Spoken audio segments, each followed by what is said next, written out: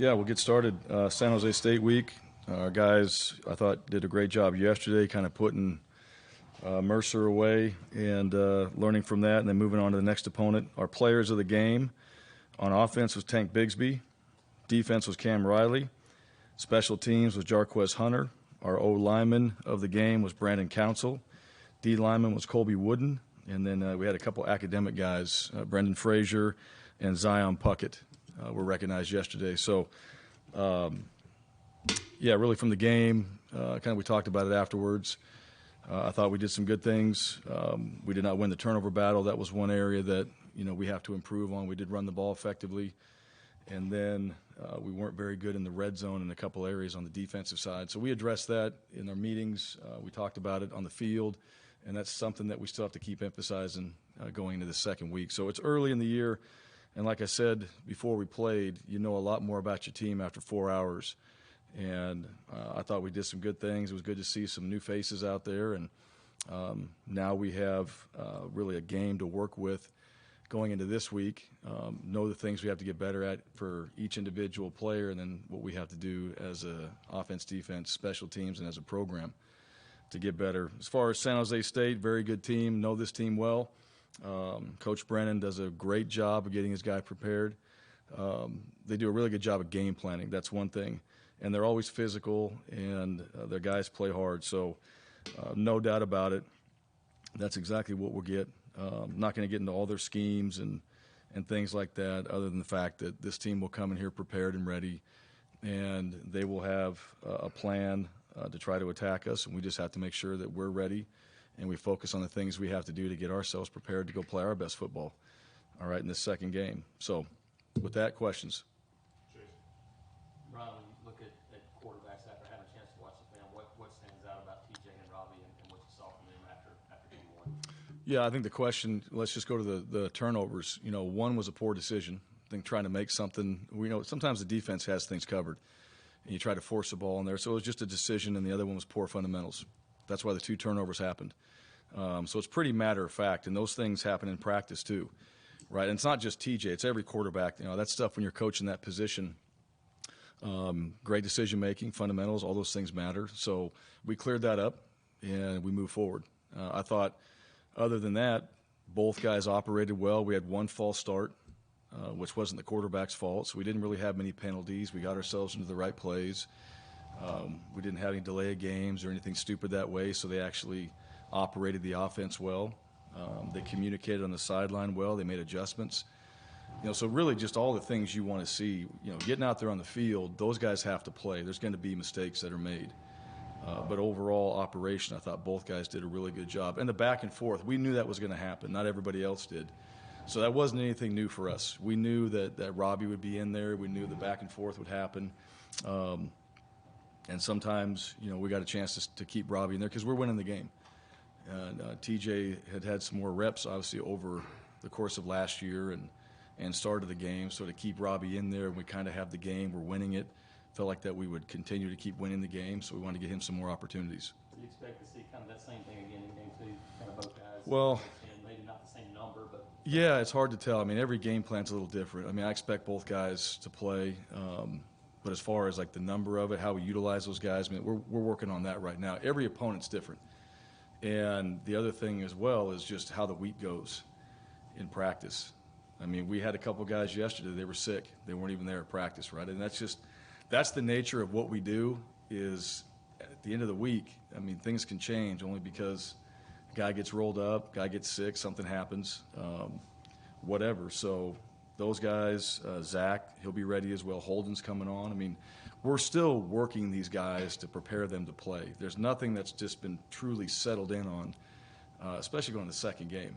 You start getting that game 3 and 4, you probably know your team a little bit better, and then you're just hoping that injuries and those type of things don't happen, so you can keep those guys that have been playing healthy, fresh in the game, and continuing to develop your team over the course of the season. Just to reiterate, so there was nothing to read into. By the way, I hope you're doing well. There was nothing to read into Finley not coming back in the game after the second interception? No, not really. I mean, we just felt like TJ was he had played well up to that point and had the 2 turnovers, and then we had Robbie in there, and we thought that he was playing well. We were winning the game. We wanted to keep him in there and get him some more reps. And he also had a play too. I think it was on social media. You guys saw it. The one that we came out after the lightning delay, and Robbie's running down the field and goes and blocks for Tank. I mean, that was something we emphasized as just being a football player, right? Jarquez Hunter, going down there and driving down the field and scoring, and then running down on kickoff and is 10 yards ahead of everybody else and makes the tackle, blows through a guy, makes the tackle. I mean, he's a football player. So I think there was some of that too. And Coach Keesaw, I mean, I listened to what those guys say, like, let's keep these guys in, let's keep them rolling, let's keep doing these things, because maybe that package of plays is working well, and we want to stick with it. That was really the biggest reason. But, yeah, the turnovers, we don't want that. We don't want the turnovers at the same time. Those things happen. On the flip side, too, we got to create turnovers on defense. We got to find ways to get off the field on third downs. We have to create turnovers. We got to do a better job in the red zone.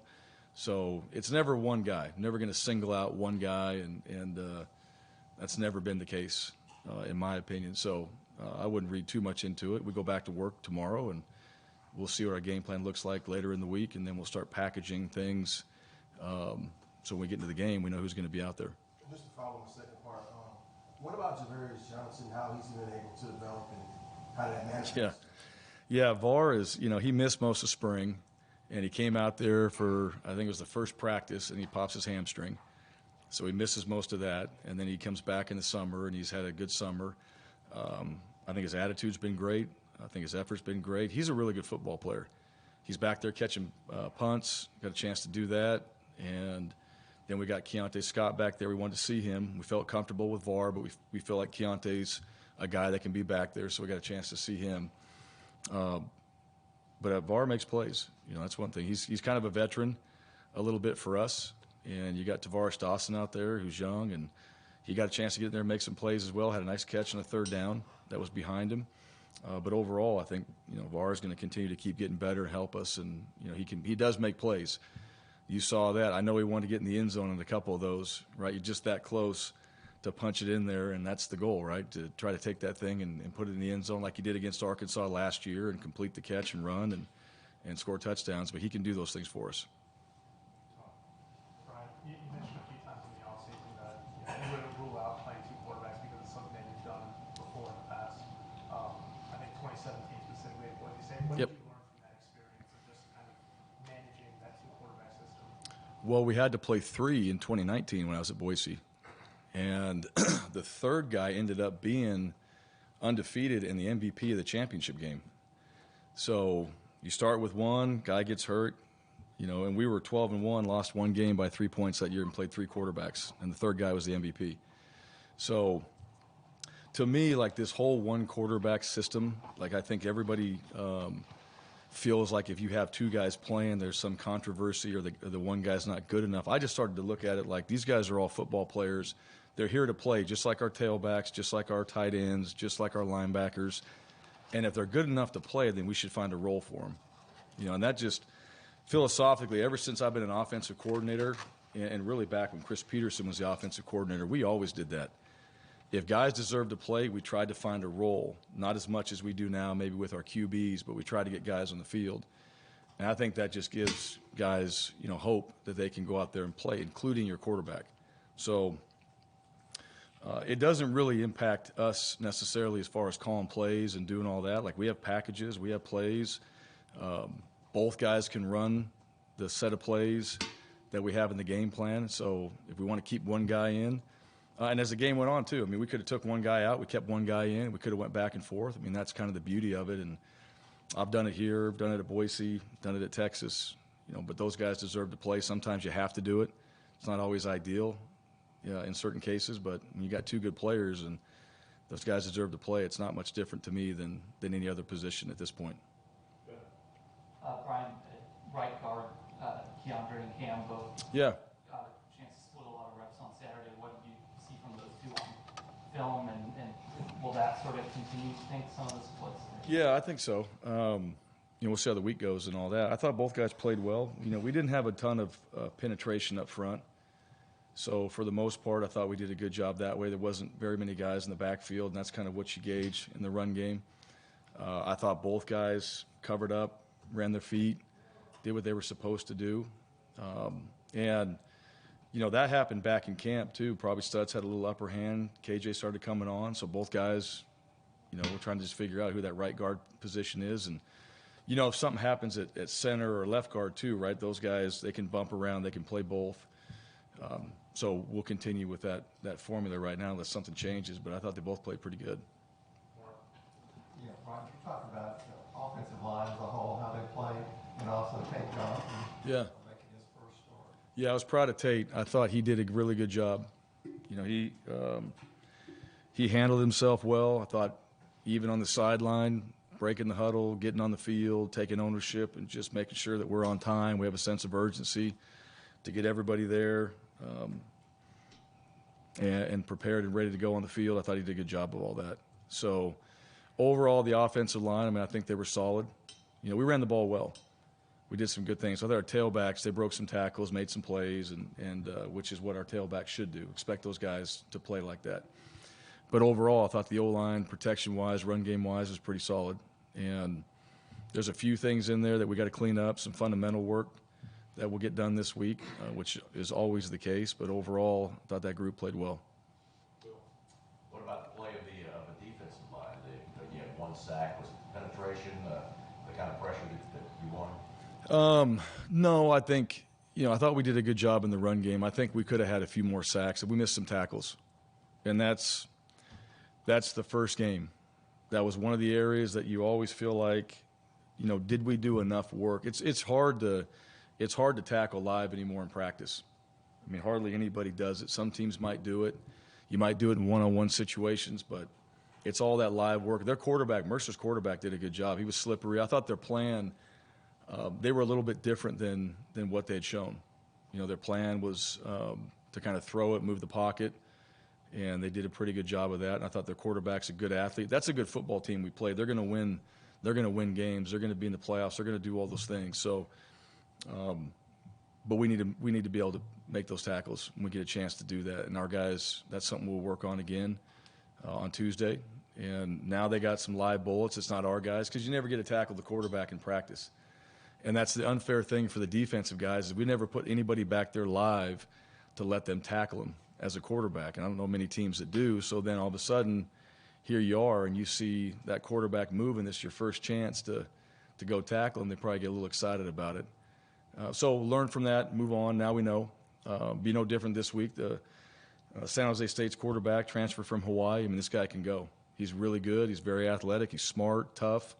I've seen him play, and he's really elusive. So you got to be in great position and be able to make those plays in the open field. I thought Cam Riley did that. He had 15 tackles, but you saw that from Cam, right? You saw some guys that were doing that. We just got to do a better job with the D-line overall. Coach, with the offseason and the fall camp that you had, you spoke a lot about maturity, focus, and everybody knows this is your team and your remaking of the Auburn football program. With it being game one, did you see that carry over to the game, some of that focus, that camaraderie that you were looking for? I did. Yeah, I saw it. I saw it before the game, really everything leading into the game. You know, I mean, the one thing that we're really trying to be is a great football team together. I mean, that's one of the areas that we've emphasized. I'm really proud of our guys and their personal goals that they have for themselves and accolades and all those things, but it's about the team. And so I thought I saw that during the game. I didn't see a bunch of issues on the sideline. Now we're winning, so that's one thing, right? I always tell the guys when things are good, everybody's good. And so it really comes down to that. I mean, I want no part of guys that if we're winning the game and they're all about themselves, that just doesn't fit. That's not what a team sport is. And that's the hardest thing right now that we are all fighting, I think, in this sport is just how everything is individualized. It's all about me. It's all about what I'm not getting or what I am getting, and we've all made it that way. And as a coach, like, that's not how you win, in my opinion. You're trying to play as a team, and since January we've talked about team and just being 1-0. That's the only message these guys have heard, and it's the simple together everyone achieves more. I didn't make it up, but that's really what it comes down to, and it's one of those tasks that is more challenging now than it's ever been. because I know we got guys that didn't play, and they're not happy, but we won the game. So, you know, you gotta kind of pick your poison a little bit. Is it going to be about me, or is it going to be about the team? And I tell the stories like we just talked about. You know, guys that I've coached before. He's a third-string guy, ends up being the MVP, right? Because he didn't pout, he kept working, kept grinding, doing all the stuff that everybody talks about. And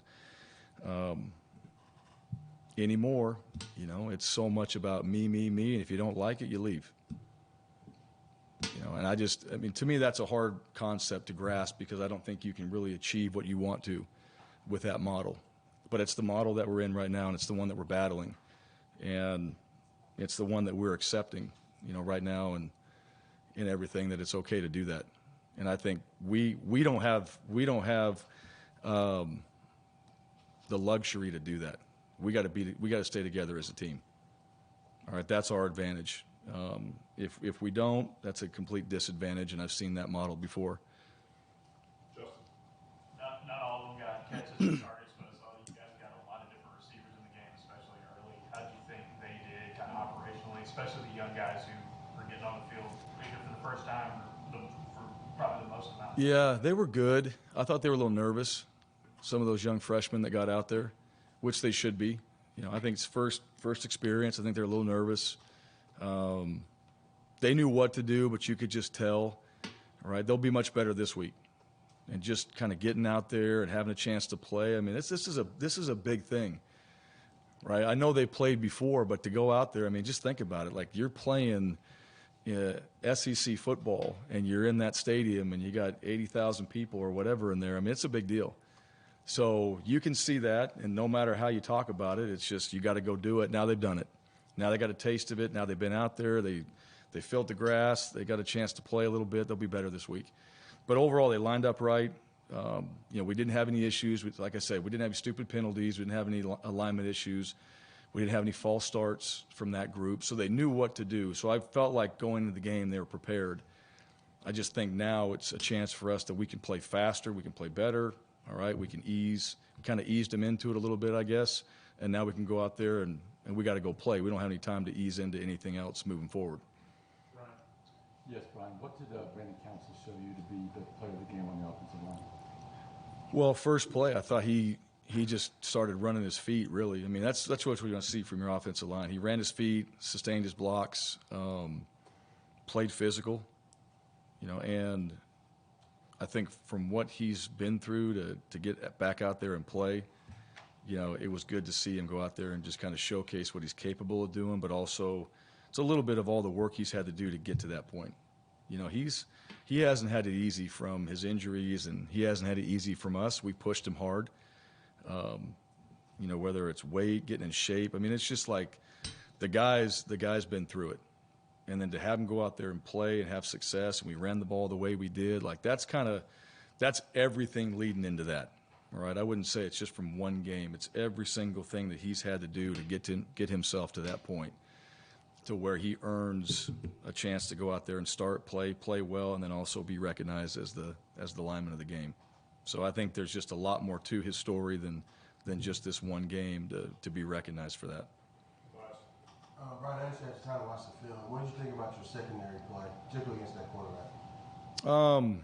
Yeah, we need to be better. I thought, you know, the guy moved around, and you know, we had some guys that were uncovered at times, so we need to do a better job in the back end. You know, to me, like, I have a really high standard for our secondary, and I always have. I think if that ball's in the air, and just speaking from an offensive coordinator, if they're going to put the ball in the air, we should have a chance to go compete for the ball. That's what I think you do in the back end when you have a good football team. I want to see our DBs. I want to see them compete for the ball. If they make the catch, if he places it perfectly, if he can do all those things, and as a quarterback, great. Then we'll accept that, and we'll move on to the next play. All right. But if they're going to put the ball in the air, we got to have a chance to compete for it. And you know, I know our guys want to do that, and I believe in our guys. When we have a chance to compete for the ball, we're going to come down with it. So I want to see our guys, you know, play a little bit more. We just got to do a better job. All right, we got to be in position. We got to play with great eyes. DBs, they're trying to do so much. I mean, guys are running around. You got to tackle a guy. You got to cover a guy. You got to see where the back's at. You got to see all these things in front of you. A lot's going on, and so the intensity of how you have to practice at that position is different because of all the stuff you're asked to do. And then, when you get a chance to compete on the ball, go make a play. Jason. What's the next step for, I don't know why just the passing game in general now that you've got a game under your belt? Just keep building on what we're doing. Yeah, I mean, it's really, I don't have an answer for that because it's going to really be up to what we do in practice, all right, how we look. I think the schemes are there. I really like what Coach Keesaw's doing. I like the schemes. I think the coaching points are there. I think the stuff that we need to do, we're doing it. Now we got to go make the plays. And that really comes in practice. Are we hitting this stuff in practice? Are we hitting those things on a Wednesday and a Thursday? Are we detailed on stuff that we're doing? Do we feel like we got the right personnel in there to do it? And that's the other part too. Like, look, we can go watch somebody else and you see a play and you're like, well, why don't we run that? Well, maybe we don't have the personnel. Maybe it's just a different philosophy as well. So we got to make sure that we continue to build on what we did last week, build on all the stuff we did through spring ball and fall camp, because we still have a ton of things that we haven't ran yet that we got to go back to and make sure that we're still executing those at a higher level. So we'll see how practice goes. I'm big on that. I mean, it's, to me, everything that we do in the game plan comes from what we do in practice, every single thing. So how we practice is how we're going to play, and I think now our guys understand that. So if we're not doing something in practice, if we want to run this play and a guy goes out there and we had a 50-minute meeting and he just decides he didn't pay attention and doesn't want to go execute the play, I mean, he's out. That play is out or he's out. And that's part of earning your opportunities to be better in the pass game, or for us to be able to expand what we're doing in the pass game. Let's take one more. Mark? Yeah, I just want to check on Landon King, how his move from tight end to receiver is going. Yeah, well, we need to get him out there. He can play. He'll play. We'll get him in the rotation, get him in the mix and all that. But you can call him whatever. I mean, he's whatever we need him to be, right, from tight end to wide receiver. But he is playing wide receiver, and now, we'll see how he fits into the rotation this week and where we can utilize him. But, we got to get him on special teams as well. And he's one of those young guys that's up and coming that just needs to keep working, and we'll get his shot. And when he does, I know he'll go out there and make plays for us.